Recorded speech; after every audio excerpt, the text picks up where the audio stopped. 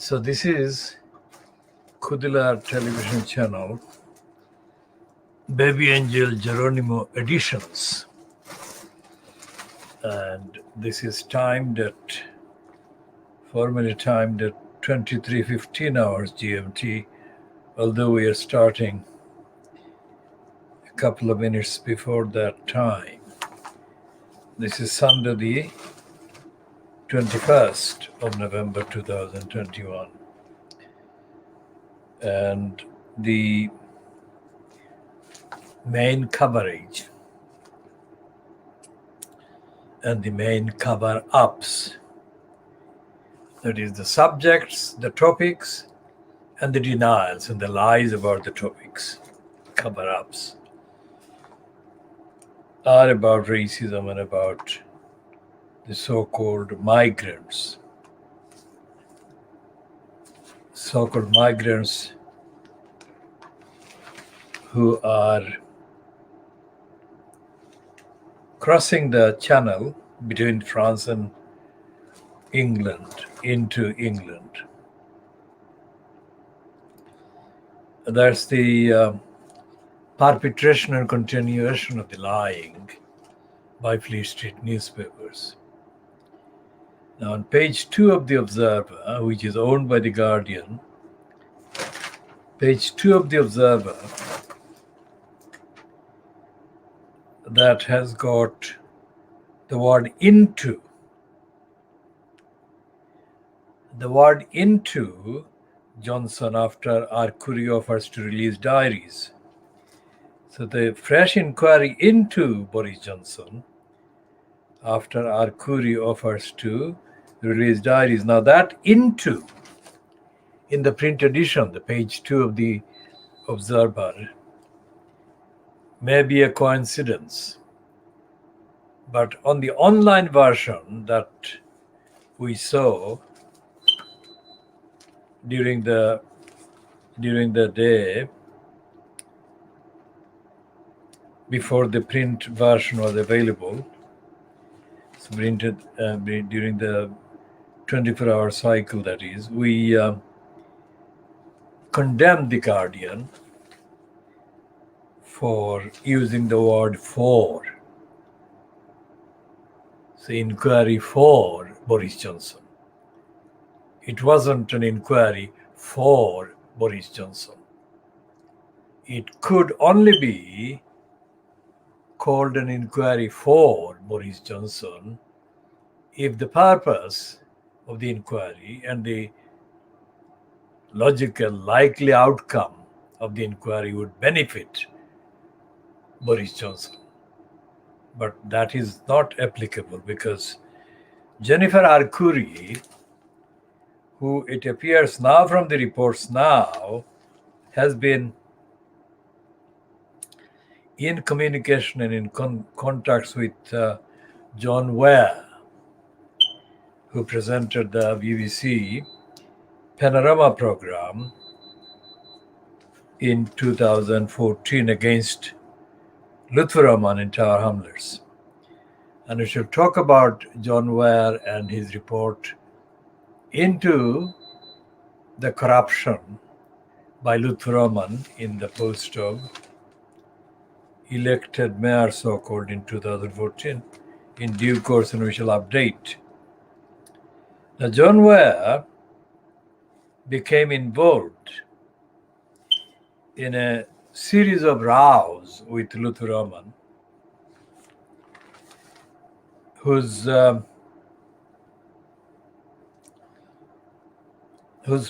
portrait by John Ware in the Panorama program was, of course, clearly one of a corrupt individual in post as the mayor at the expense of the London Borough of Tower Hamlets.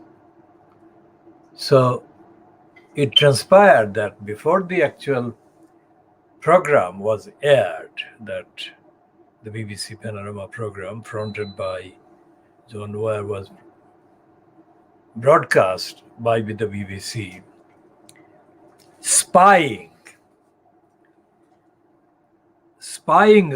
took place into the program making by an apparently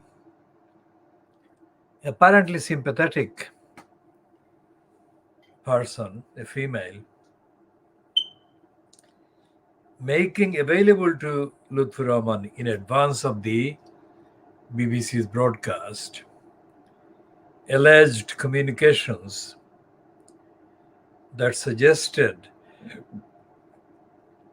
that particular program, edition of the Panorama program in 2014, was part of an agenda to damage Lutfur Rahman. That was the claim by Lutfur Rahman and his supporters. So we shall be looking at that, whatever is available, accessible in the current position about the panorama on that one, so that we can get a contextual view about John Ware, the BBC panorama, and where John Ware is now, and the various changes that have happened to John Ware's relationship with the BBC and his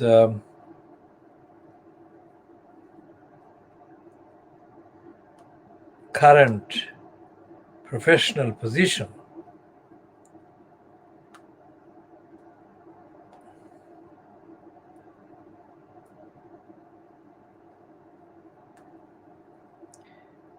Now, the Wikipedia entry on John Ware says that he was born in 1948 and therefore he is shown as age 73. And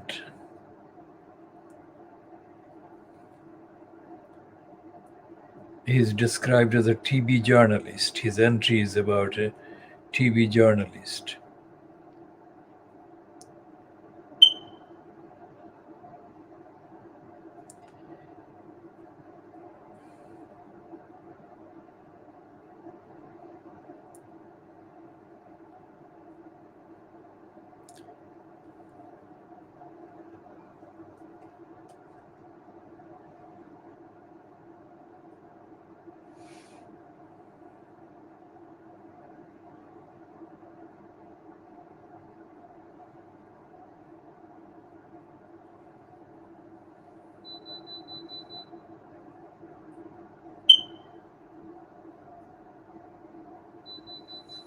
So when John Ware did a program for Panorama in 2015 about Jeremy Corbyn,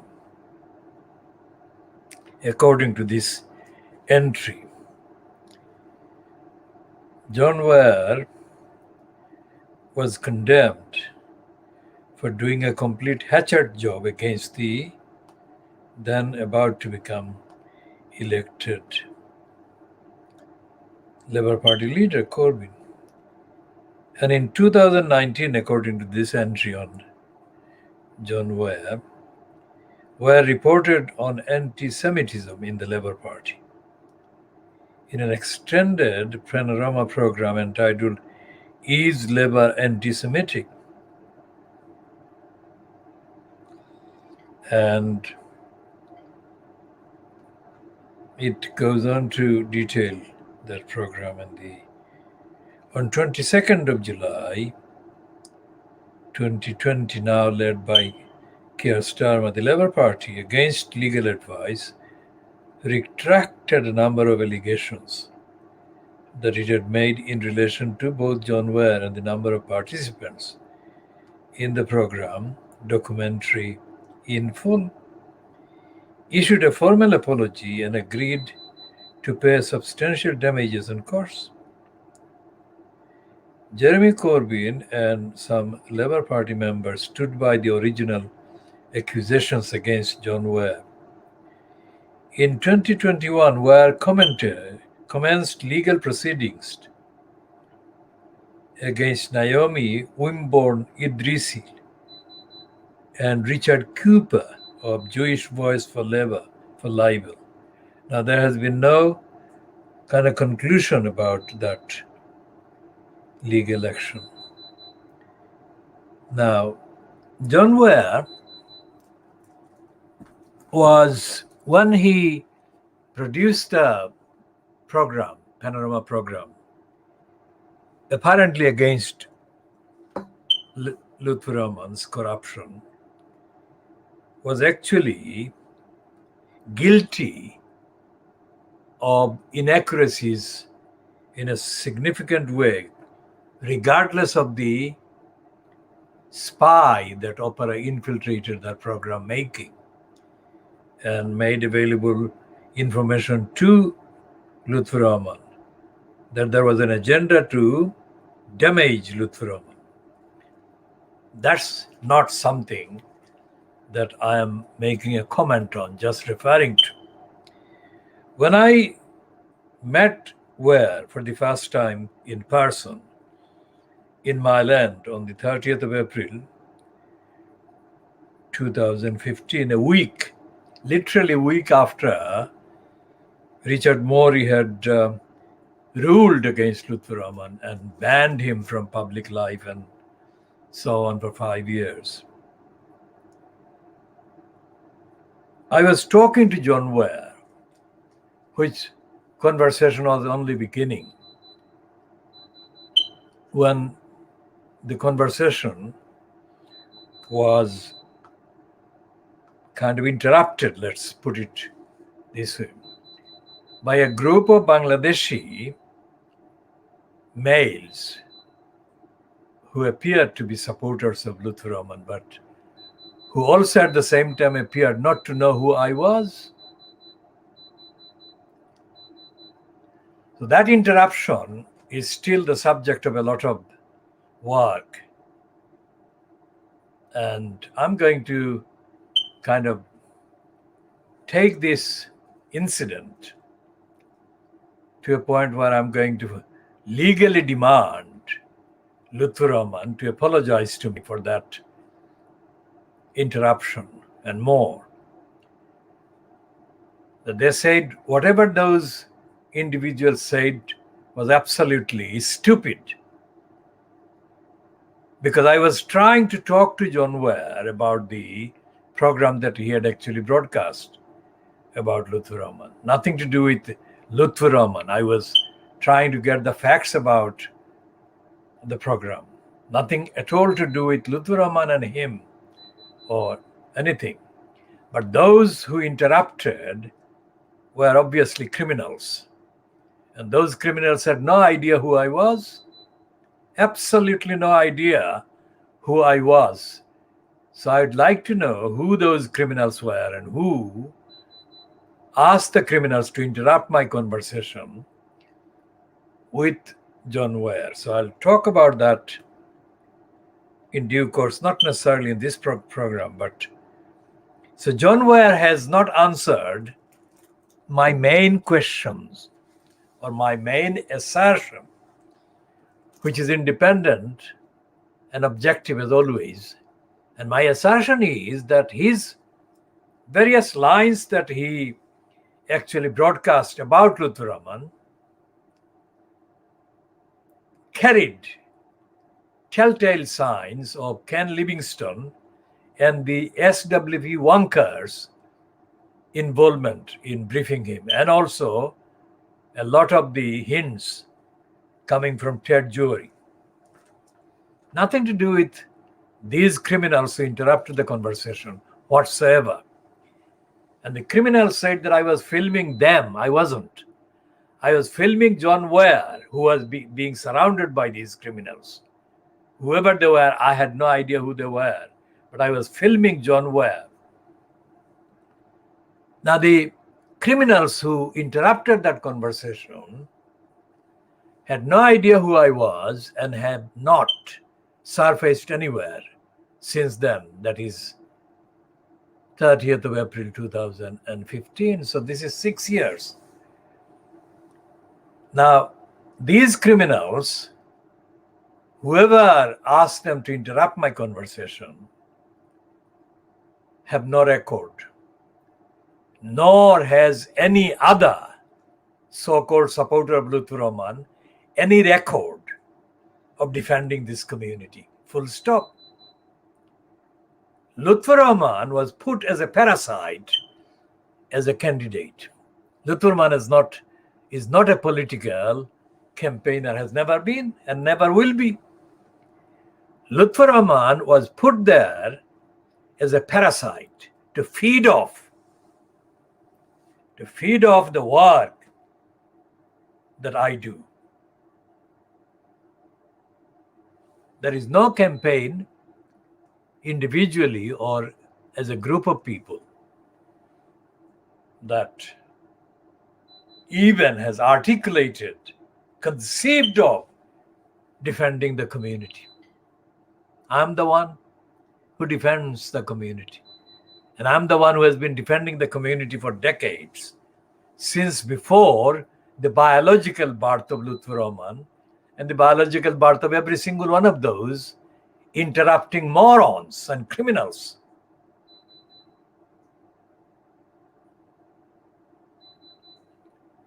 Now, the Panorama program that John Ware produced was a product, nothing to do with what Lutfur Rahman or his spy girl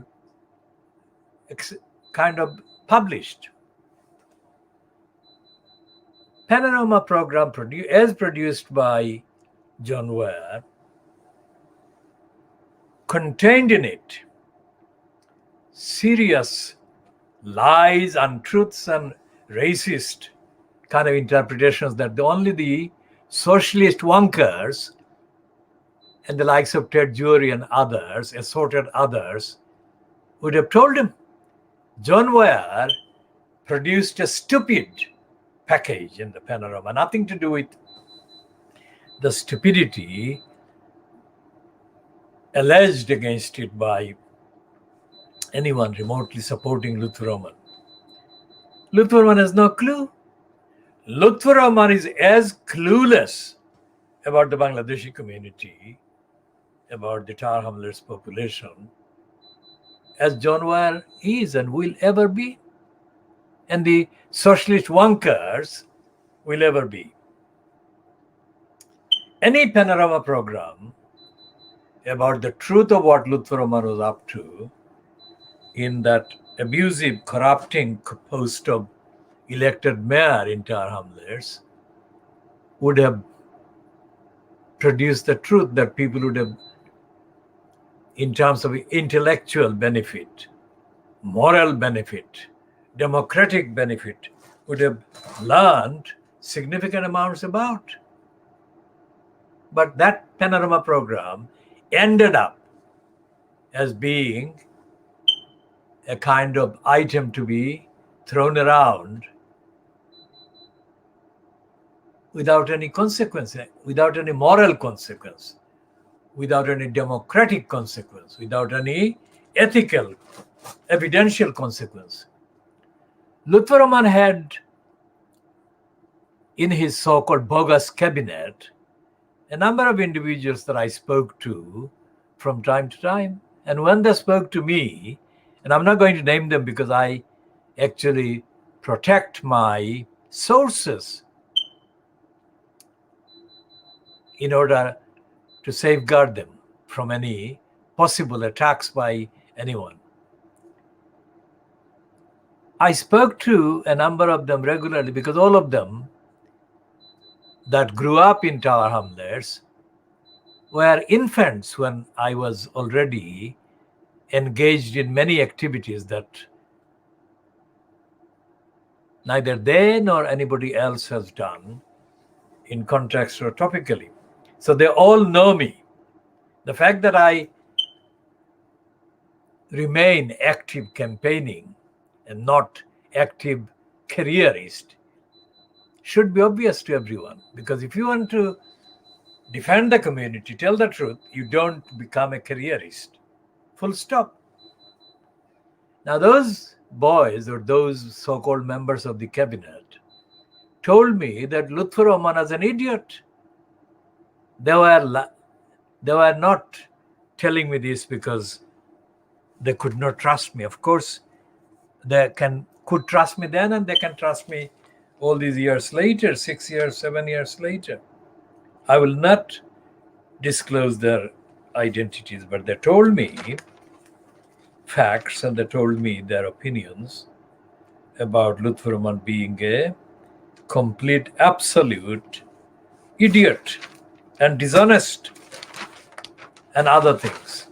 I have been told similar things about Lutfur Rahman by other people who I know and I have known since long before Lutfur Rahman even became eligible to stand as a candidate as councillor, let alone as mayor.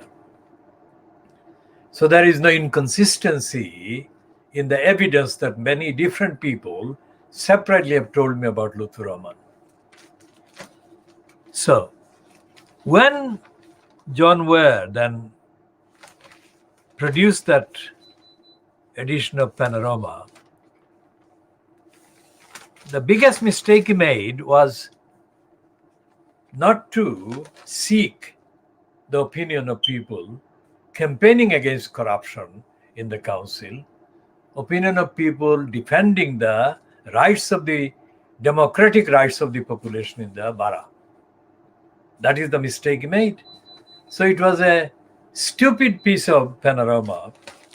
Now here on page 2 of the Observer of the Sunday, 22nd of November 2021, is this piece, as I said. Now, we tweeted, the Khoodeelaar campaign tweeted about this idiotic use of the word for Boris Johnson. Let's see when we actually tweeted this one.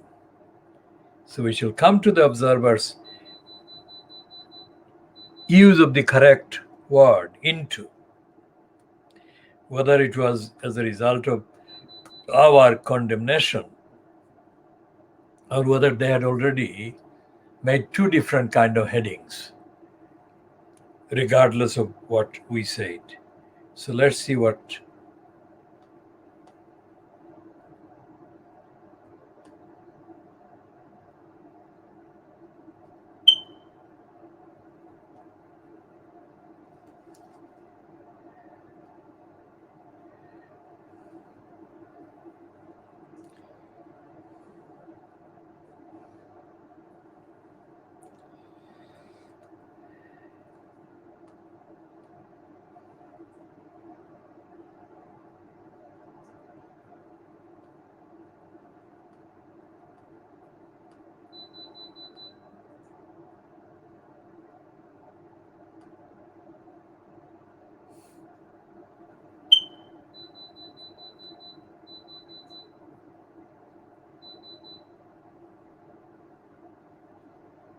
now this is the time when, so it's about 16 hours ago. 16 hours ago we said, let's see what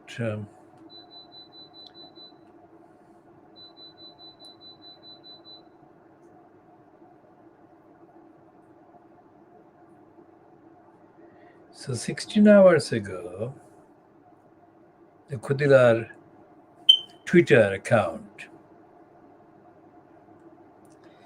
had this: corruption in public office. That this is our series of kind of topical headlines. Corruption in public office, misconduct in public office, procuring sex with person or persons who may be vulnerable. Jennifer R. Curry diaries. Now, we interpreted Jennifer R. Curry's position based on her disclosures now that she was a vulnerable person. She was a female who was abused by Boris Johnson. That is something she is not saying, that is not something that the Observer piece is saying, but that is what we are saying. That in addition to misconduct in public office, that Boris Johnson is the subject of, he actually sexually abused her. He abused her for sex, and she was in a vulnerable position because she needed, according to her diaries, she needed the support that she got from him. So this is the piece in the Observer. Johnson told her, this is Arcuri, how can I be the thrust, the throttle, your mere footstep as you make your career? Tell me, how can I help you? Now that is Boris Johnson completely lying in order to get her to agree to his sexual kind of proposition.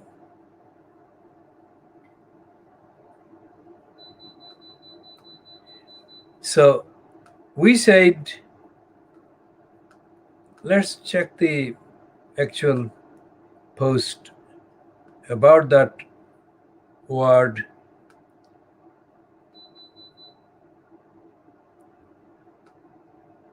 Into and for. Which one was it? Which tweet that we posted? Now, this is 20th of November. Now, that is, let's go back there.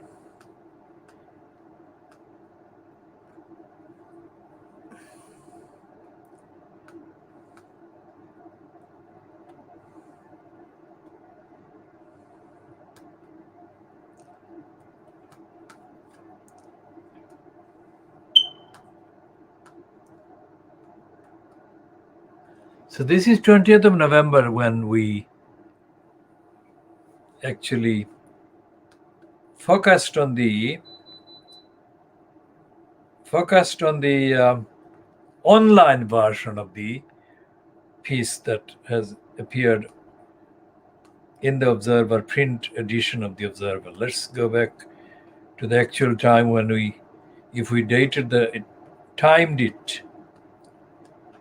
That was on the, now this is the one that, yes. So this was November the 20th, and we didn't time that one, but it was about 24 hours ago, about between 22 hours and later. So this is the one.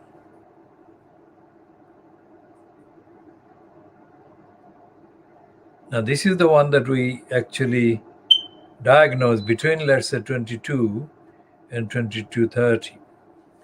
Listing the lying, crooked words used by the corrupt, dishonest, lying Guardian, as in the heading on Saturday to the copy about Jennifer Arcuri's latest published stance on liar Boris Johnson. The lying Guardian says for Boris Johnson about criminal inquiry.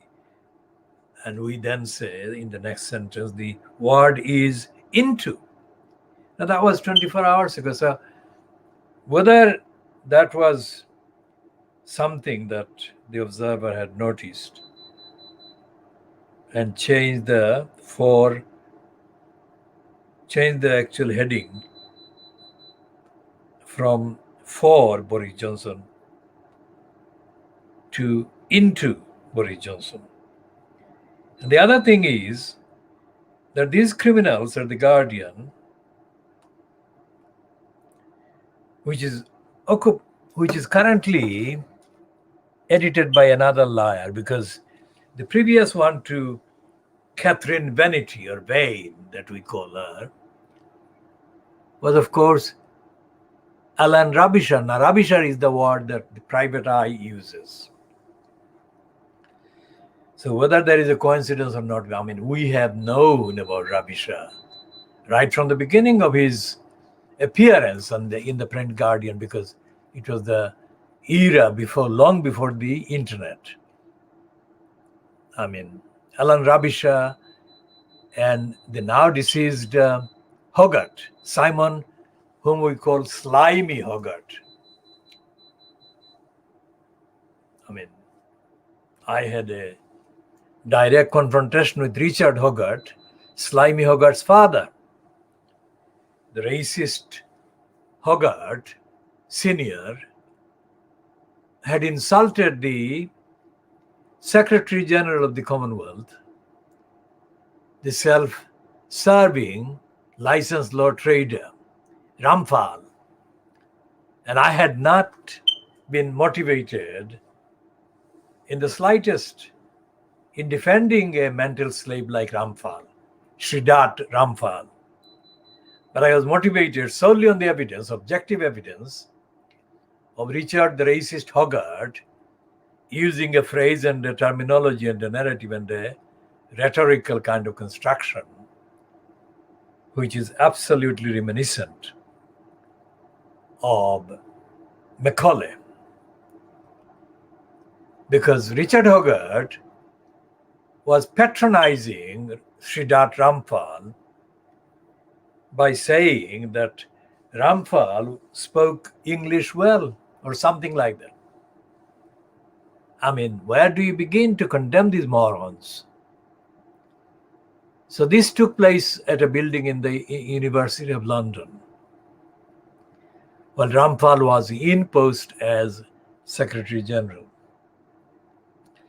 So I immediately condemned Hogarth and told him off for being racist and idiotic, and so on. So it's not, when I say this diagnosis is world exclusive, this is the kind of information, world exclusive information about the campaign against racism that I've been fighting daily. It's not something that can be available anywhere else. Nobody else has been doing this. So Slimy Hogarth himself, before he died, not long before he died, was standing at a bus stop near Fleet Street. I don't know where he was going, but he obviously was heading to where the Guardian was situated at that time, past Farringdon, from Fleet Street to Farringdon, that way. And I was going the other way, and I spotted him, and I recognized the moron, and I said something about a particular program that he had then presented on television.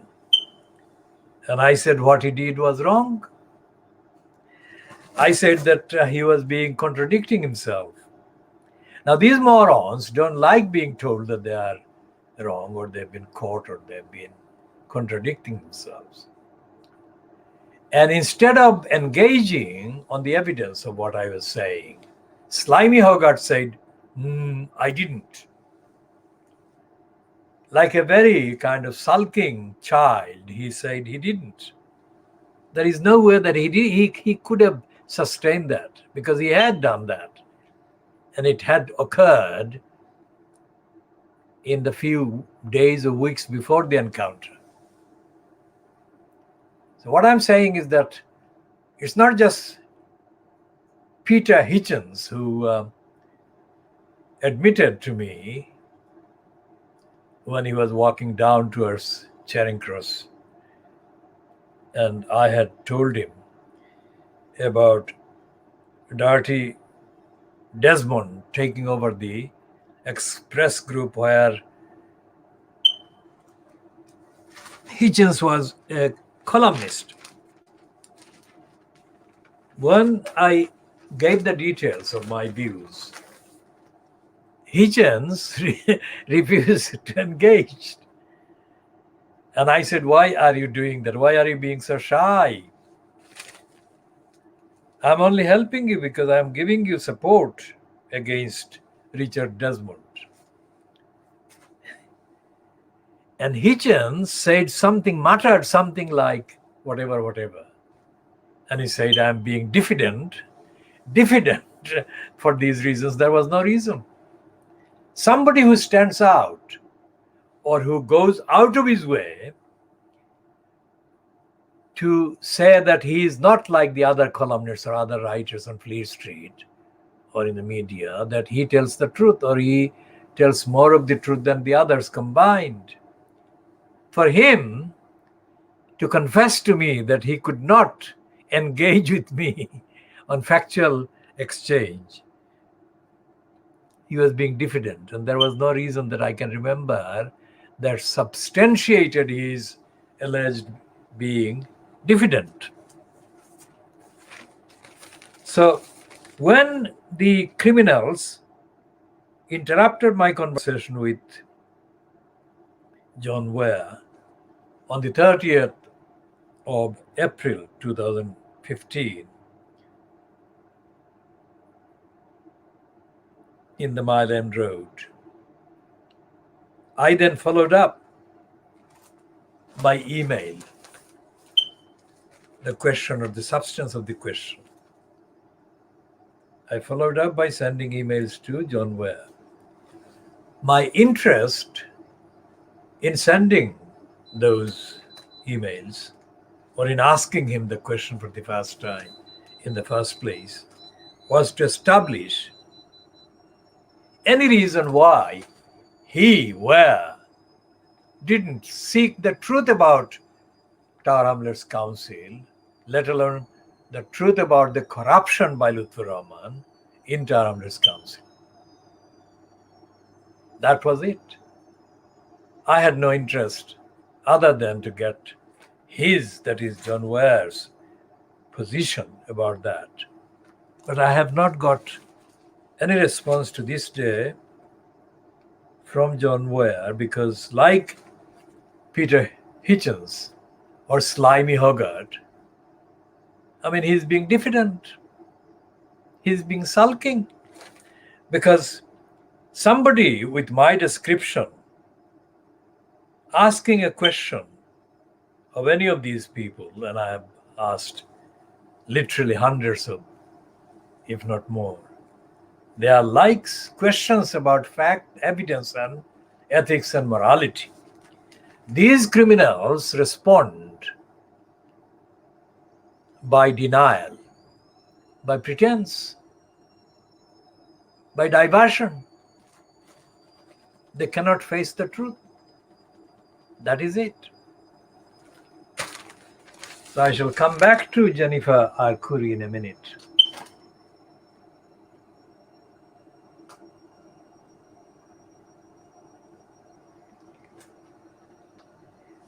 What John Ware will say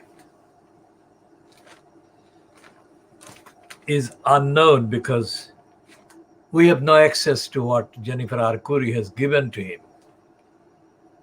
And we have no idea what the platform is that Ware would actually air anything about Jennifer R. Khoury and Boris Johnson.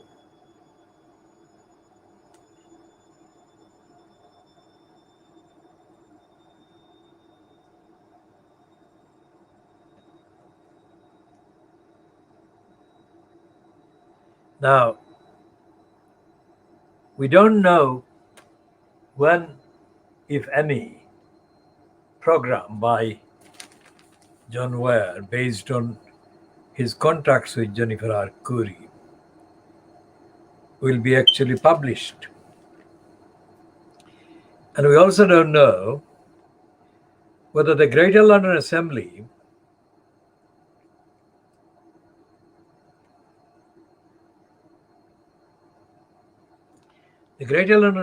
is going to the evidential, the logical, the factual kind of end of the inquiry that they have been talking about for years. Because the Greater London Assembly, being the kind of structure on which the corrupt post of elected mayor of London is founded, has not had a history in the last 21 years of revealing anything, of anything remotely of substance to the cause of democracy, to the cause of ethics and morality, to the 8 million plus people of London. And none of these mayors, the Ken lying still Livingston, who was there for 2 terms, and then Boris, the congenital liar, Johnson, who was there for 2 terms. And this one, who has just entered the kind of 5th year, if you like, Sadiq Khan. These are morally compromised individuals from the beginning. And what Livingston was able to do in comparison with Boris Johnson was that Livingston kind of brought back to life a number of criminals that he had fed with GLC money solely to praise him and to kind of promote him as the most caring, socialist, anti-racist, whatever. Of course, Livingston is a liar, was a liar, and is doomed to remain a liar for the rest of his life. So Livingston wasn't going to create an atmosphere of democracy, democratic audit, democratic ethical kind of democratic accountability around the post of executive mayor. And he didn't. In fact, the way that Livingston lost the impact, if you like, of his abusing the continuing myth about the GLC evaporated when Livingston was caught, eventually caught. He wasn't caught until then. He wasn't caught during the GLC, Greater London Council, but he was caught eventually because the fierce kind of careerist opportunism by, or in the person of Boris Johnson to become the elected mayor at the 2008 election was so fierce that the likes of the Evening Standard, ITV London, and even the BBC London were in a combined kind of plot or collaboration or collusion or complicity to, first of all, destroy Livingston's mythological image that he had built around the GLC funding abuse, etc. Destroy that one, and to replace that space with another lying image of Boris Johnson. And the fact that BBC London allowed this creepy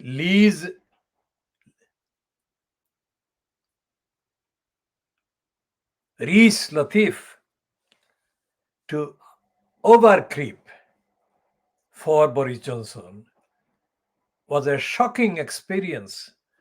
But our campaign went through the shocking experience simply for the evidence.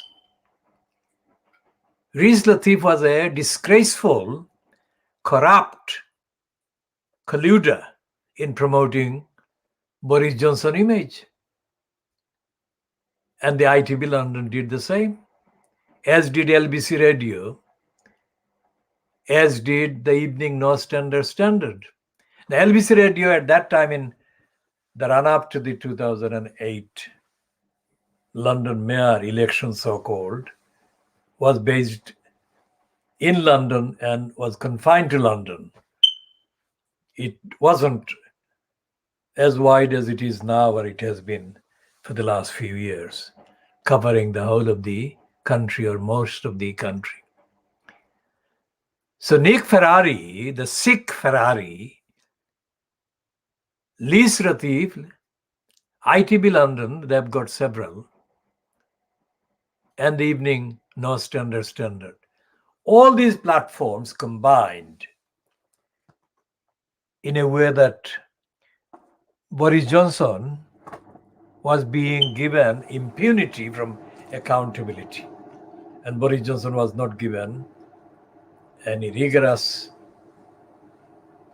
inquiring questions to answer. And Livingstone, as visually, even one edition of the debate, so-called, that was held in somewhere in Bishopsgate near the Liverpool Street railway station. And that was covered by this African origin woman presenter on Sky News. Absolutely disgraceful, because this African origin female presenter on Sky News had worked on what used to be called the Newsroom Southeast, which is now the BBC London, the London edition. And the ignorance and the stupidity and the corruption on the part of this individual, a woman of African origin, as she allowed or she summarized or mispresented that particular so-called debate about the election for mayor or election for the mayor post. It was absolutely brazenly untruthful, dishonest. So there was no media, so-called. There was no media platform. There was no media organization. There was no media personality at the 2008 election, at which Johnson stood for the first time. There was nothing. And you could see in that particular edition, Ken Livingstone physically kind of cowering and not answering series of brazen lies by Boris Johnson. And Boris Johnson was physically shown, the various angles of the camera, Boris Johnson was shown as being the person at the center of the attention. So why did Ken Lying Still Livingstone lose to the congenital liar Boris Johnson in 2008? I'm the only one who knows the history of the GLC's corruption. I'm the only one who knows, in the sense that I am the one who has been campaigning against Livingstone face to face. And I've been campaigning since 1981 against Livingstone about the GLC, because Livingstone lied in May 1981 when, after the election of the GLC election, led by the leader of the GLC Labour Group, Andrew McIntosh, within 24 hours, Ken Livingstone and other crooks dethroned, staged a coup, and ousted Andrew McIntosh. Now, I have never met McIntosh, and I have no brief for him personally, and I have absolutely no brief for his type of leadership of the Labour Party. That's not what my concern is about or based on. My concern is about the fact that a person who led the Labour Party to victory against Horace Cutler-led conservatives in 1981 deserved respect, recognition for their work. And even if they were to be ousted democratically, ethically and morally, they should have been allowed to argue their case. But Andrew McIntosh was he was humiliated by Ken Livingstone and his fellow crooks. So the crooks include the likes of the, because they're not directly part of the Labour Party as such, but the likes of these socialist wonkers. I never call them socialist workers real life, so I'm not going to not call them socialist wonkers on this record. I mean, I have known them since before they became socialist wonkers, when they were international socialists or IS. I mean, they are the most visible so-called socialist front at any action in Britain. And for decades, they have done that because there is no other platform that appears to carry so many banners with their name. And the socialist wonkers have completely failed to deliver any socialism, any democracy, any truthful, any honesty, and absolutely any solidarity with the people across the country. So they're wonkers in the original colloquial and on the basis of their evidence. Now this one is by Mark Townsend and Vanessa Thorpe. This is about Johnson facing a likely investigation into criminal kind of abuse of his position. But there is nothing in this piece. There is nothing in this piece about Johnson's criminality. And I shall read the necessary bits to show that there is nothing in the allegations about Johnson's criminality. Of course, he's a criminal. He did commit crimes and misconduct. And the reason is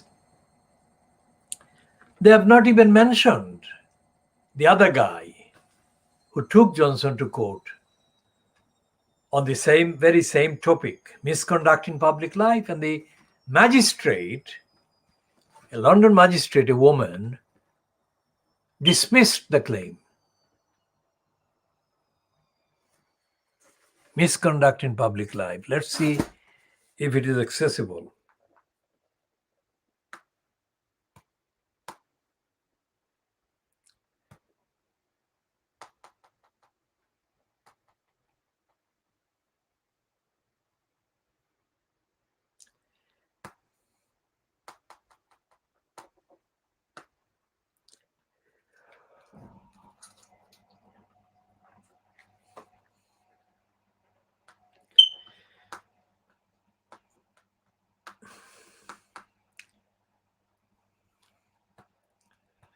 Misconduct in public office, let's say.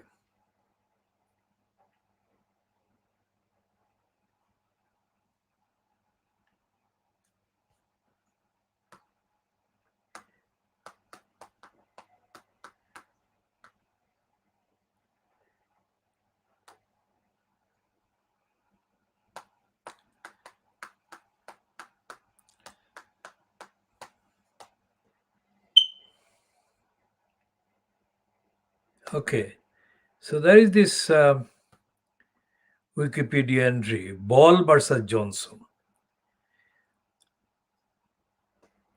This was an attempted private prosecution application by Marcus Ball and his company, Brexit Justice Limited, on 29th of May 2019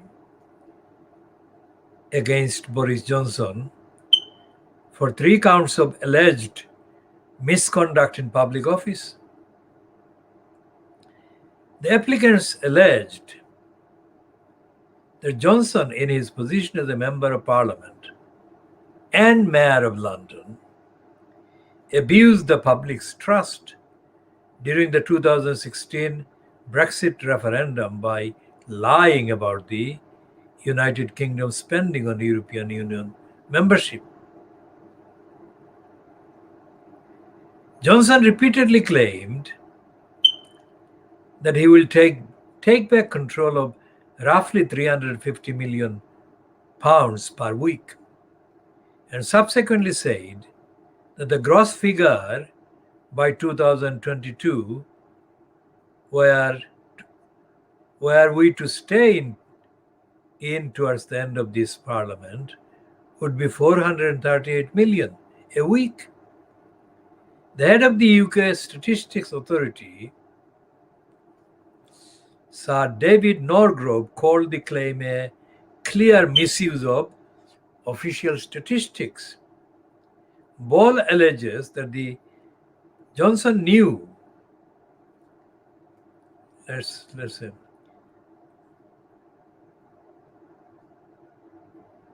So Ball alleges that Johnson knew that these claims were false and made them anyway.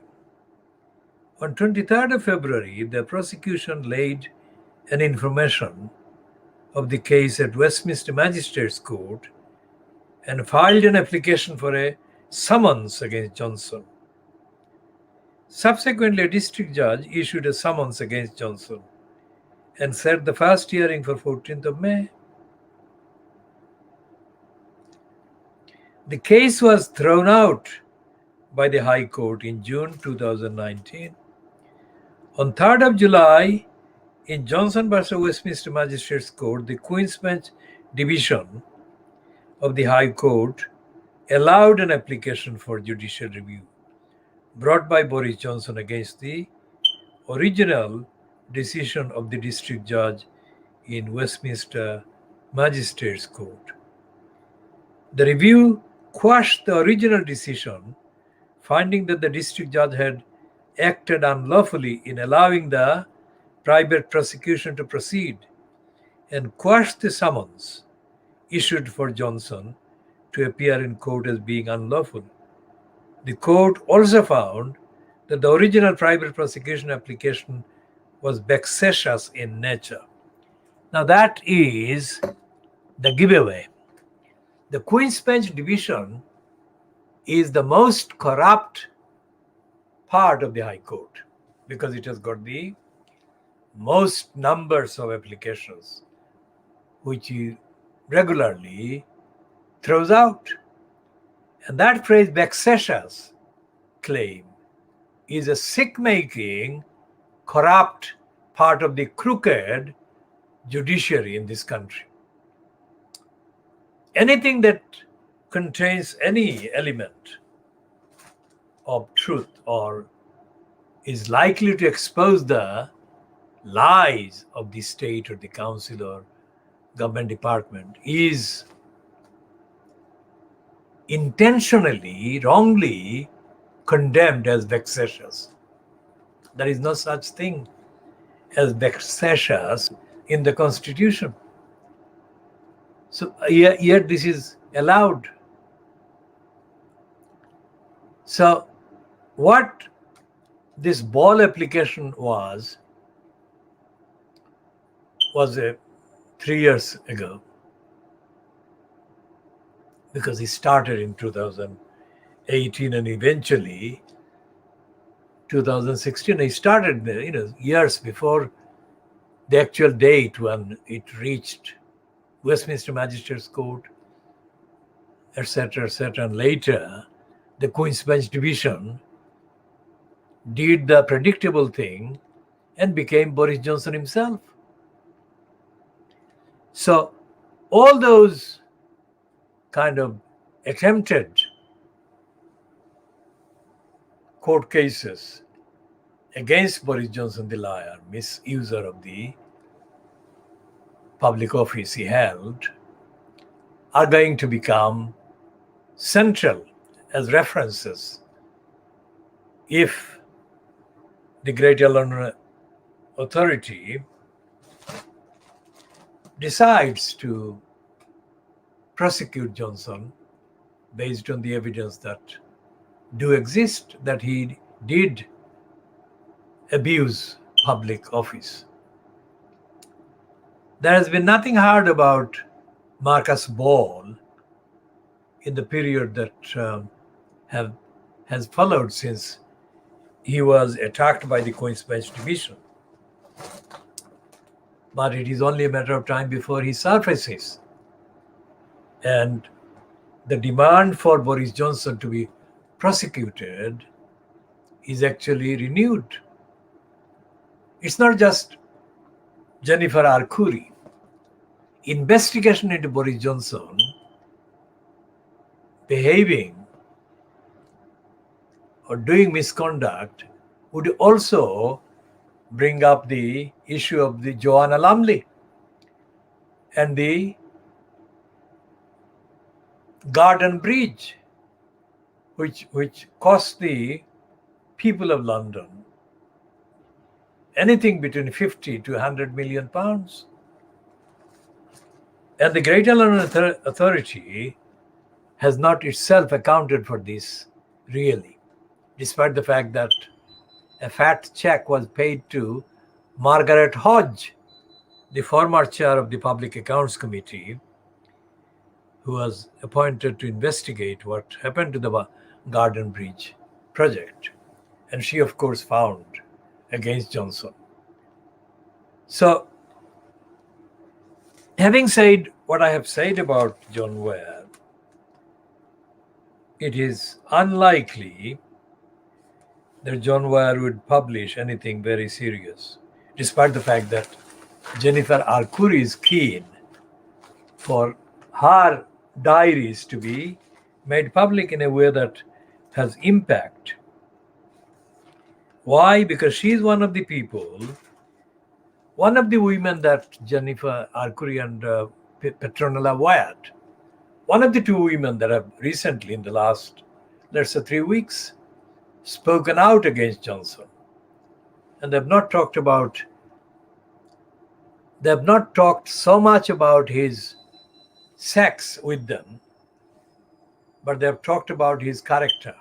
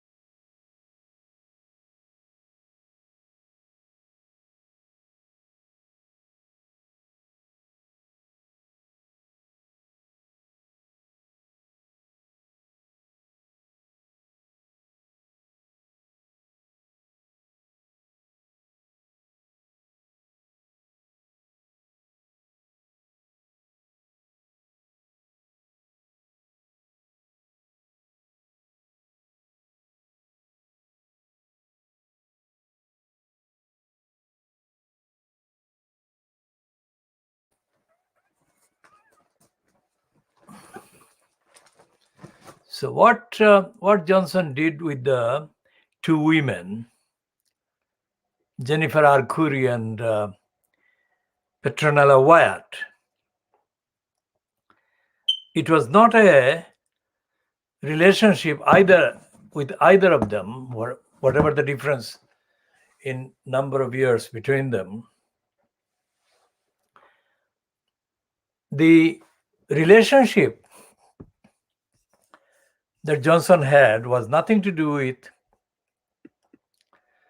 his being single, being not married, and having no obligation to other people, like Marina Khoodeelaar, that he was married to when he was having this relationship with Jennifer R. Curry. And so the newspapers, Fleet Street papers, referring to Jennifer R. Curry as his ex-lover, are lying intentionally. He didn't see her as his lover. He didn't treat her as his lover. He treated her as a person whom he could exploit, because she was financially and emotionally, whatever, was in a vulnerable position, and she had something that he wanted. It wasn't by any means a respectable or respectful outlook or attitude on his part. He exploited her, sexually exploited her, and he knew he was exploiting her, as she must have done as well. But that is not at the center. What she knew was not at the center of the legal obligations and criminal liability, misconduct in public office that Johnson has to answer. So this is the first paragraph of the Observer, Mark Townsend and Vanessa Thorpe. A fresh inquiry has opened into Boris Johnson's relationship with Jennifer R. Curry after the US businesswoman dramatically agreed to assist officials there referring to the people at the Greater London Authority, paving the way for the Prime Minister to face possible criminal investigation. Now, why do they say possible criminal investigation? That is the mark of Catherine Vanity, the overall editor of the Observer and the Guardian. This woman is a crook, and she is shielding Johnson. As I started the beginning of this edition, I talked about Alan Rabisha. And again, with everything we do on this program, everything that we examine and diagnose, there is factual basis for looking at the behavior of the individual under reference in relation to the Tower Hamlets Corrupt Council. Anyone who reads our posts or watches this program would come across a regular, consistent phrase: Tower Hamlets Council, a corrupt council. Tower Hamlets elected mayor, the corrupt mayor, and so on. This is not the use of words because there are other words, because this is the compelling need that exists to call them crooks based on the evidence. Now, none of the Fleet Street papers, none of the BBC media or the Sky News or ITV News or Channel 4 News or any of the other so-called mainstream, none of them reports about the micro situation that exists in relation to every single council having relationships with individual residents or individual members of the community in the borough. None of the papers in Fleet Street or anywhere else, or none of the papers that have been published anywhere else in England in the last 200 years, let's say, none of the papers, printed papers, because the internet, online, etc., are only very recent. So let's say the entire history of the printed papers is stuffed full of emptiness. They don't report about the dealings between the councils, between the members of parliament, between the governments and individuals. Think about that. So the newspapers are published as fronts, that is to say, as agents for a message that the quote, literally the quote, employer wants sent out. We shall talk about Charlie Marx, that is Karl Marx, in due course and explore if Marx talked about the media that the way that I do. I've mentioned before the Dickens, Charles Dickens, and I have shown that Dickens's kind of pieces about the judiciary were nowhere near what they should be and could have been. And others who have written about the quote, court system and the judiciary and the law, John Mortimer, for example, don't come anywhere near telling the truth about the judiciary.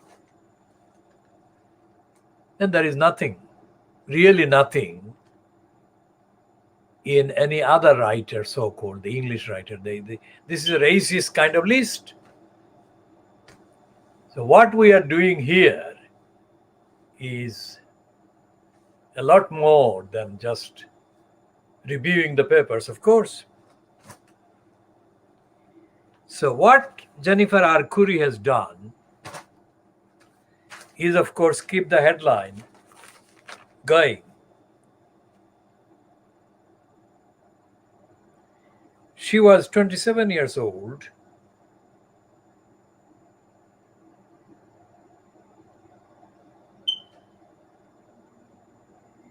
in a previous investigation into Johnson's business relationship with the then 27-year-old R. Curry.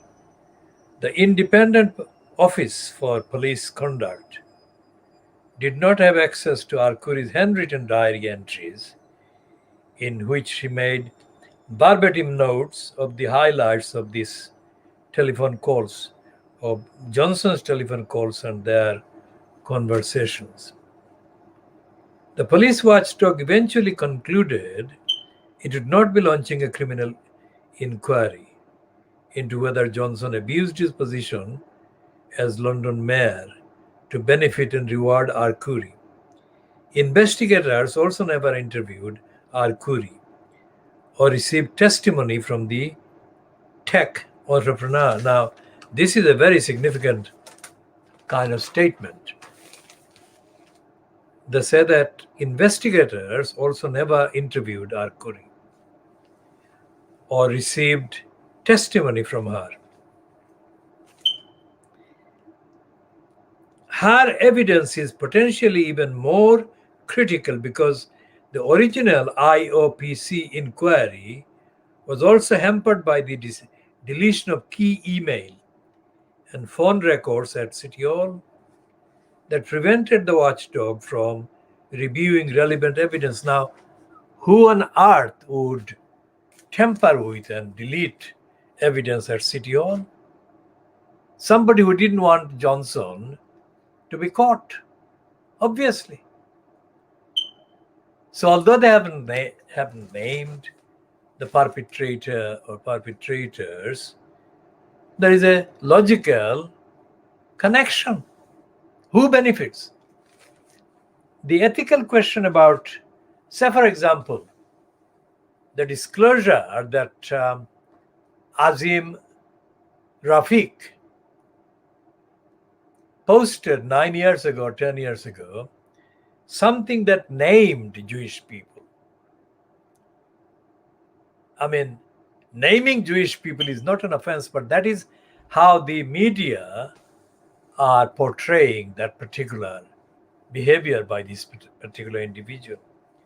So the question is, when something like that happens, the question is, who benefits from this? That's the engineering question that triggers the answer and gives the analytical short.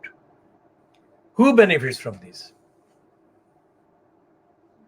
Because Azim Rafiq's testimony as a victim of racism by and in Yorkshire County Cricket Club is very extensive and actually affects a lot wider remit and has the remit and the population, not just current but population in the future. Then he is naming the Jewish people for, admittedly, he has admitted anti-Jewish kind of views. But there is no equation, absolutely no equation whatsoever. So we have to see why, as one of the social bloggers called Femi has pointed out, that somebody wants the evidence given by Azim Rafiq to fail. That's why they have published this thing about him allegedly being anti-Semitic 10 years ago. So similarly, this question about records disappearing from City Hall, which is being referred to as the reason for the IOPC not reviewing relevant evidence. The latest developments into allegations that Johnson offered to help Arcuri launch her tech business while simultaneously pursuing her for sex will pile more pressure on Johnson, raising fresh questions over his integrity and lax approach to probity in public life. After weeks of sleaze, allegations have engulfed his party. Well, that is Catherine Venity lying again. The allegations have not engulfed his party, you liar.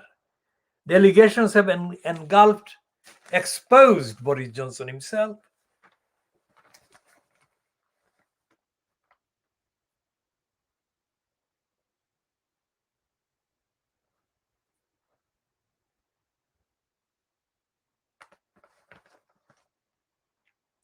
After the Observer last week revealed some of the explosive entries in Arcuri's diaries, Labour's Deputy Leader Angela Rayner wrote to the Greater London Authority's monitoring officer, Emma Strain, asking that she urgently refer the new evidence to the IOPC to look again at its decision to rule out a criminal investigation. Remember what the IOPC is? It's allegedly Independent Office for Police Conduct. Now, it doesn't have to be that. Angela Rayner should not be limited to writing to this Emma Strain at all. I mean, there should be a demand by Angela Rayner made to the Crown Prosecution Service. and the Metropolitan Police Commissioner, and to the others involved in the GLA.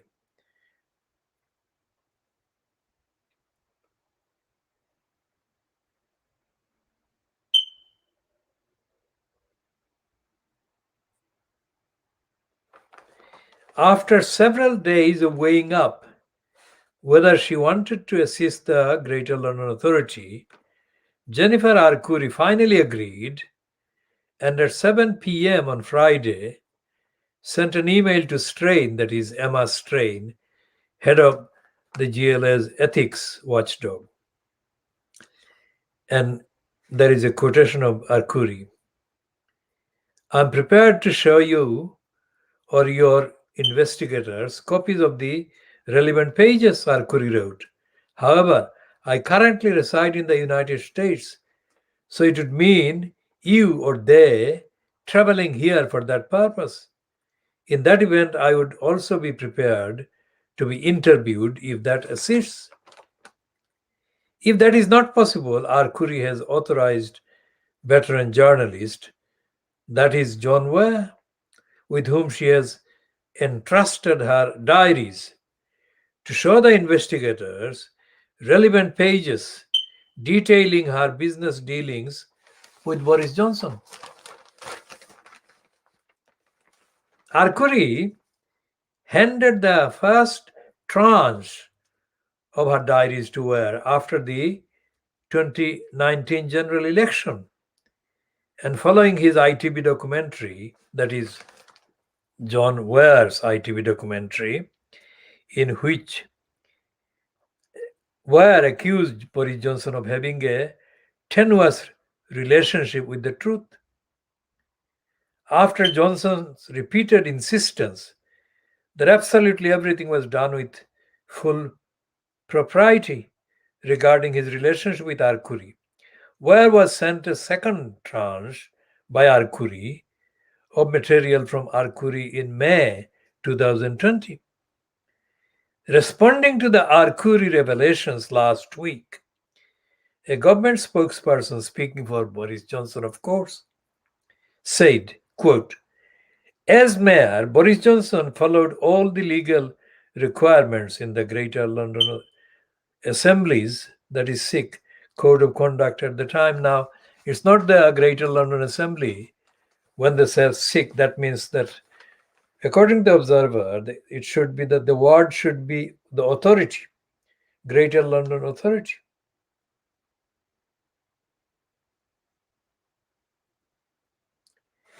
Okay, so the same Observer, same dates of Observer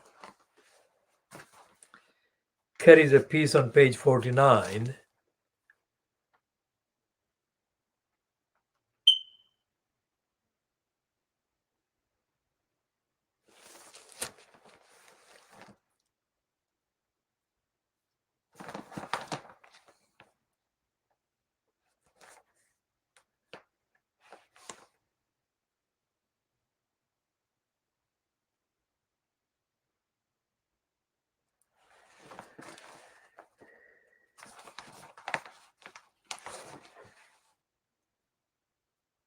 So where's the page 49 article by Andrew Ronsley? So there is a piece.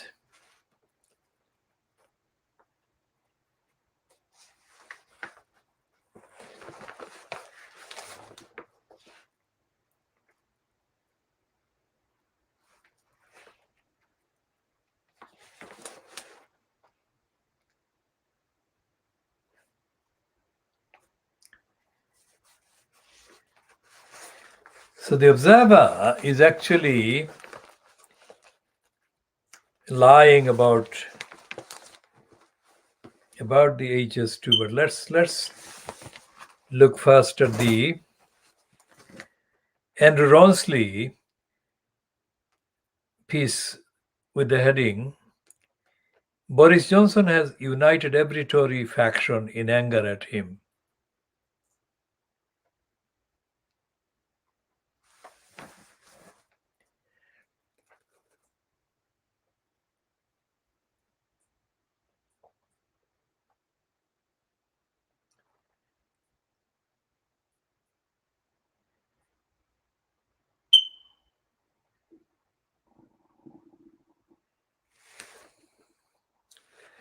Well, there is a highlight under a picture of three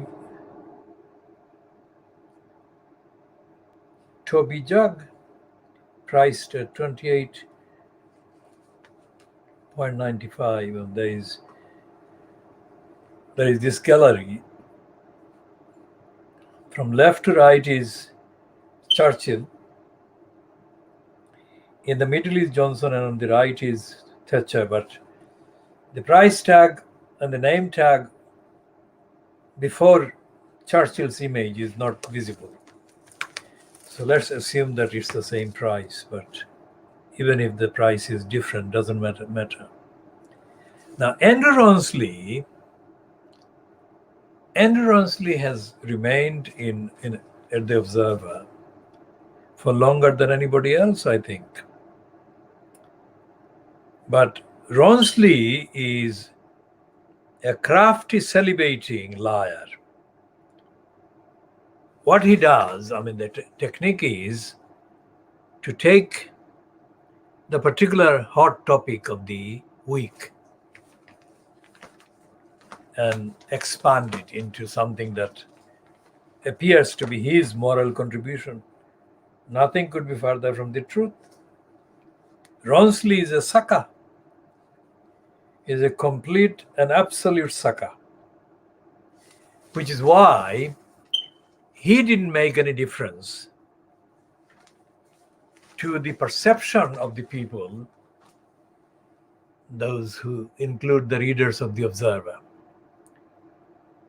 about the intentional lies and untruths about the policy, each policy of Jeremy Corbyn.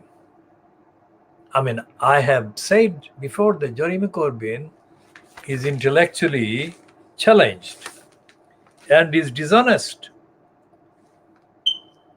But this comment is not about my perception of Jeremy Corbyn. This is about the Observer playing the role of joining with the anti-Jeremy Corbyn brigade. That is the wrong. Not because they had any evidence or they stood on any evidence when they condemned Corbyn. Their purpose for attacking Corbyn was to join with the others in Fleet Street and others in the media, the others in the right wing, to attack Corbyn. So Corbyn would have been attacked even if he were intelligent, as compared to my perception of him. So what they were attacking was the ideology, the ideas, and the principles, the values that Corbyn was supporting, despite the fact that Corbyn himself personally lacked intellectual rigor, etc., etc. Even if Corbyn were intellectually rigorous, the Observer would have attacked him anyway. The Guardian would have attacked him anyway, because they were not attacking the level of his intelligence or his perception, but they were attacking the siding of him on this side or the other side of a particular issue. So Ronsley was against Corbyn as per the agenda, not as per the compliance with the truth. So let's see what he says there about Johnson. Because what he's saying about Johnson is that Johnson has united every Tory faction which is angry at him.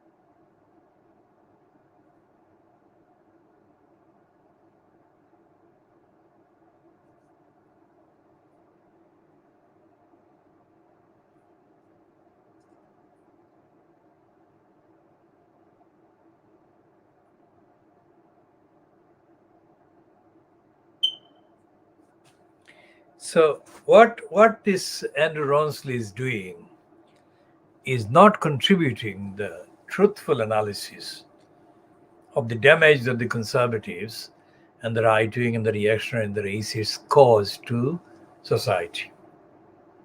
And that's what Andrew Ronsley is like. Now, this is the last paragraph or the last substantive paragraph.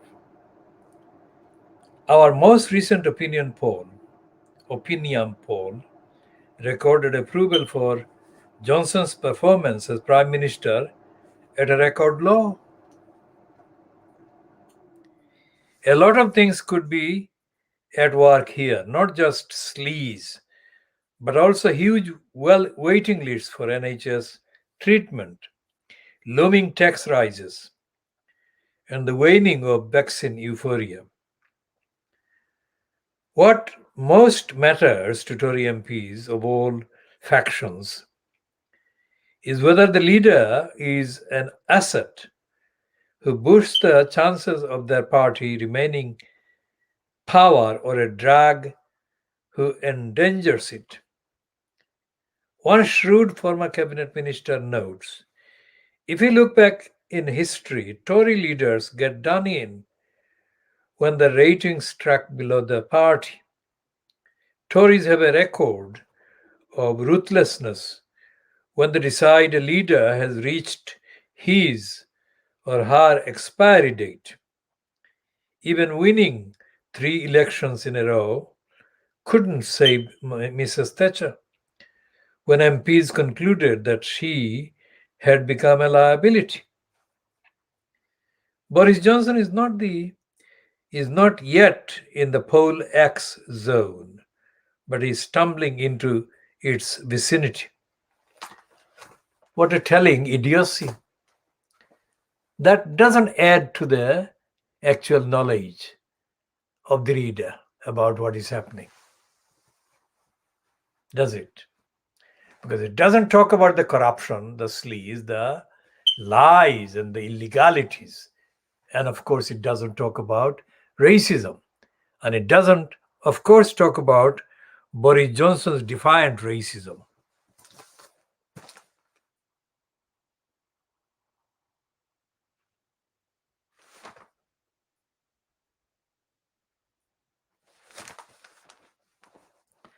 Now, this is the editorial in the Observer.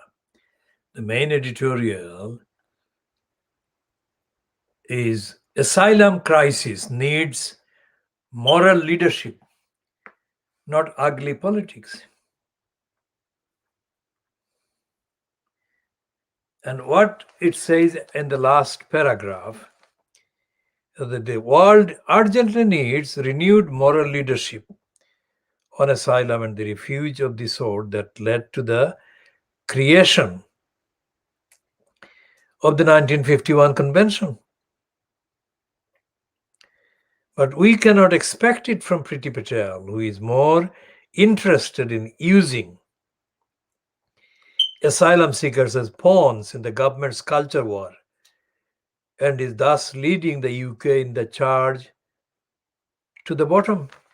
Again, the refugee convention that they mentioned in the last paragraph needs updating on. And there is no reference really in that piece to all the other international treaty obligations that the UK has been flouting. And the actual role of Boris Johnson in flouting the international treaty obligations should be emphasized, but it is not emphasized in there. And so therefore the papers are not really telling the truth. Now here is a front page on the Sunday People, which reads, I don't want to die, full of life. Schoolboys plea to court as docs end vital treatment. Now this is the kind of cabal, cruelty cabal that the NHS is kind of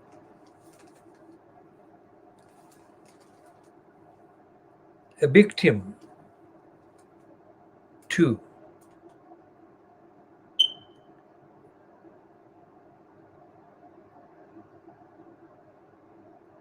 So there is this piece on pages 4 and 5.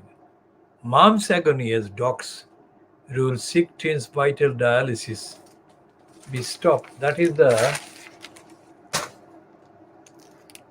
the piece about this boy.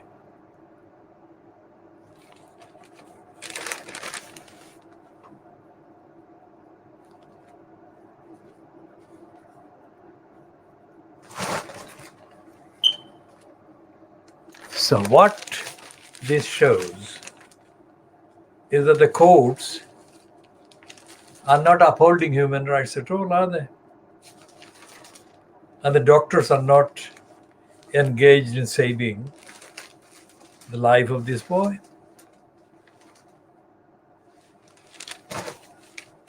We shall be talking more about all of those in the later editions during Monday and beyond.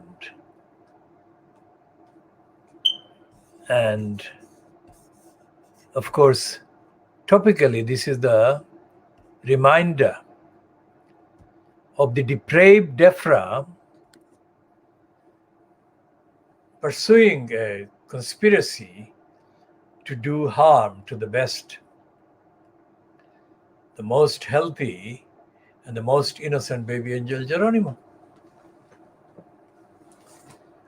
The culture in this country, as measured by the behavior of the likes of Johnson, is not compassionate. And the absence of compassion is made worse by the political murder of the Labour Party by Keir Starmer.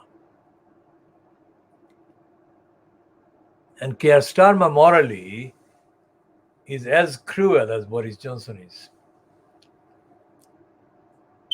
And the Labour Party doesn't have, so far, any carrier of the banner for compassion, truthfulness, human rights, accountability. What Angela Rayner is doing about the misconduct in public office is not driven by the Labour Party. It's being driven by Jennifer Arcuri herself, whatever her motives.